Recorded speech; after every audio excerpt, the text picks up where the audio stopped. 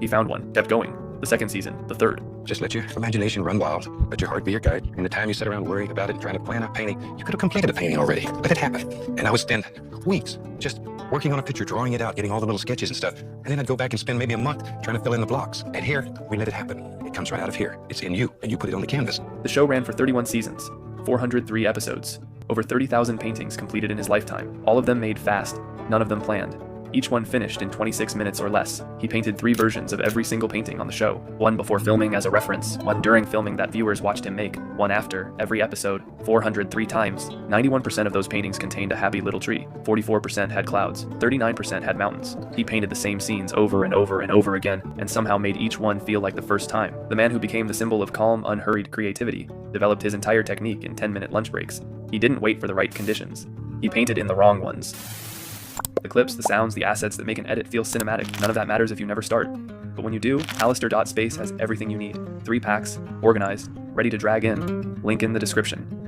In 2009, Virgil Abloh went to Paris Fashion Week with Kanye West. He studied civil engineering, then architecture, no fashion degree. He grew up obsessed with Air Jordans, skateboarding, and working as a DJ under the name Flat White at weekend gigs. Paris Fashion Week, the most important fashion event in the world. They couldn't get into most of the shows. He described walking into the Louis Vuitton store itself as difficult. He stood outside looking in and made a decision. He was going to stop being a consumer and start creating. We saw it as our chance to participate and make current culture, he said later. In a lot of ways, it felt like we were bringing more excitement than the industry was. In 2012, he launched Pyrex Vision, his first brand. He bought dead stock Ralph Lauren flannel shirts from the outlet store for $40. Screen printed Pyrex 23 on the back. Pyrex after a Pusha T lyric, 23 after Michael Jordan. Sold them for $550. The fashion industry was outraged. Lazy. Plagiarism. A fraud. He had no formal training, no industry connections, no right to be doing any of this. He closed Pyrex Vision a year later, a lawsuit over the name. He took everything he learned from it and built something new. He called it Off-White. By January 2016, he was presenting at Paris Fashion Week, the same city that wouldn't let him into the shows 7 years earlier. By the end of 2018, Off-White was ranked the hottest label in the world, ahead of Gucci,